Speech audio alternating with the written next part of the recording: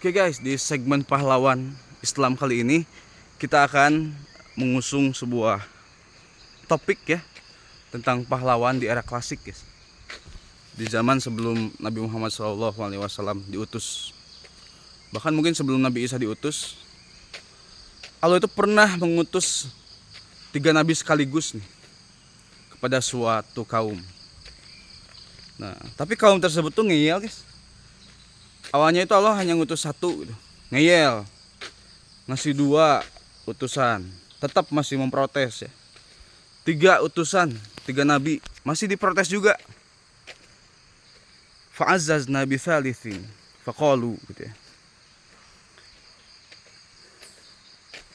Ketika 2 rasul belum mempan, Allah kuatkan dengan 3 rasul. Tapi masih aja menerima persekusi, ancaman, mau diusir dari kaumnya ya, bahkan mau dibunuh kalau terus-terusan berdakwah. Karena bagi mereka dakwah itu omong kosong guys. Kalau ulama tafsir mengatakan mungkin desa tersebut namanya Antioquia gitu ya. Nah, tapi kita lah ambil aja hikmahnya ya, walaupun itu di mana, wallahu alam. Tiba-tiba datanglah seorang pahlawan. Namanya itu kalau para ulama mufasir mengatakan Habib An-Najjar atau Hubaib An-Najjar. Hubaib si tukang kayu gitu.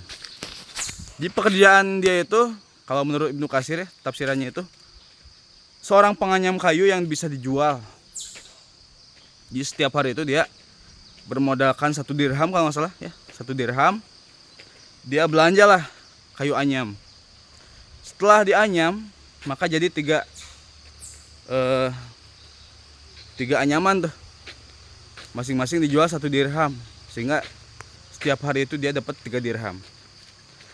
Untuk apa dia pakai 3 dirham itu? 1 dirhamnya dia pakai untuk modal besoknya. 1 dirhamnya lagi dia pakai untuk makan di hari itu. Dan 1 dirhamnya lagi dia infakkan kepada yang lebih membutuhkan. Padahal dia juga termasuk miskin ya guys. Dia itu bahkan nggak tahu gitu besok mau makan apa. Yang dia lakukan adalah berusaha bisnis. Nah, luar biasanya dia itu tinggal di pelosok desa guys. Jadi pas Nabi ini didustakan, mau di amuk masa rame-rame, itu tempatnya itu di Madinah, di perkampungan juga sih, tapi yang tempat keramaian orang lah di tengah-tengahnya. Nah, sedangkan si pemuda tadi yang namanya Habib An-Najjar, dia itu dari pelosok desa gitu. Dari ujung desa guys. Min aqsal Madinah disebutnya. Tapi ketika mendengar bahwa nabi-nabinya itu didustakan dan mau diancam gitu ya, mau dibunuh juga, mau diusir, Habib An-Najjar datanglah membela nabi-nabinya. Wajah amin aqsal madinati rajulun yas'a. Ya, dengan bergegas kata Allah itu datanglah seorang rijal, seorang rajul, seorang laki-laki. Qala ya qaumi tabi'ul mursalun. Wahai kaumku, ikutilah para utusan ini. Nah, tapi si kaum tersebut masih ngeyel. Dan kalau kepada nabi-nabi mungkin mereka masih ada takut-takut ya. Merasa ya takut dibalas sama klan nabi tersebut gitu. Tapi ketika Habib An-Najjar yang melakukan hal itu, berbalik mendakwahi orang-orang tersebut, berani nih karena Habib An-Najjar nggak punya status suku, status kehormatan lah di kalangan Antioquia itu guys. Sehingga ketika Habib An-Najjar yang ngomong langsung tuh tanpa basa-basi gitu ya, langsung dikeroyok sama seluruh manusia yang di sana. Ya nabi-nabinya tentu ya nggak ikutan ya, karena bersedia aja nabi-nabi karena nggak bisa mengimbangi kekuatan massa gitu saat itu guys. Habib An-Najjar dikeroyok bahkan sampai meninggal di saat itu, saking banyaknya yang mengeroyok dan saking kerasnya apa yang mereka lakukan terhadap Habib An-Najjar. Nah, uniknya guys, luar biasanya di Quran itu tidak diceritakan tuh bagaimana Habib An-Najjar meninggal. Ya. Tapi singkat cerita, Al-Quran itu menceritakan bagaimana Habib An-Najjar mendapat kabar gembira dari malaikat. Qila dkhulil jannah. Nah, ketika Habib An-Najjar udah hilang nyawanya, langsung dia itu mendapatkan ilham, mendapat kabar gembira. Masuklah ke dalam surga. Ketika diumumkan seperti itu, bukannya Habib An-Najjar memuaskan ya. Oke, kau yang mengeroyok saya, nanti tunggu balasannya gitu. Bukannya gitu guys. Tapi Habib An-Najjar saking dia memiliki hati yang baik, bergumam tuh, qala ya laita qaumi ya'lamun. Aduh, seandainya kaum saya mengetahui gitu bahwa Allah itu benar, yang dikatakan nabi-nabi itu benar, dan saya sudah mendapatkan bukti dan janjinya itu gitu. Dijanjikan masuk ke dalam surga. Dia juga menambahkan, bima ghafaroli robbi wa ja'alani minal mukramin. Dia sampai bingung sendiri ya.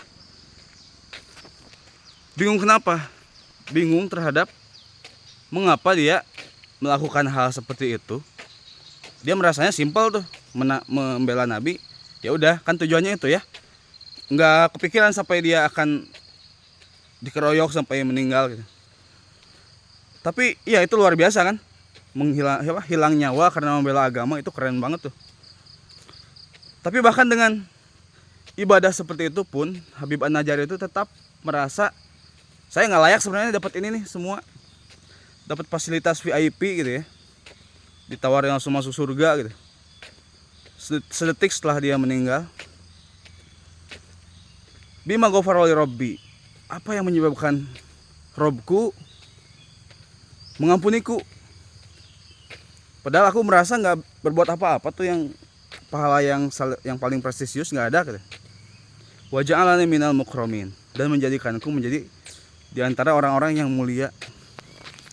Itulah Habib An-Najjar guys. Di Quran nggak disebutkan namanya sebenarnya, disebutnya itu rojul aja. Rojul itu kalau dalam bahasa Arab seorang laki-laki tapi nggak dikenal siapa namanya gitu.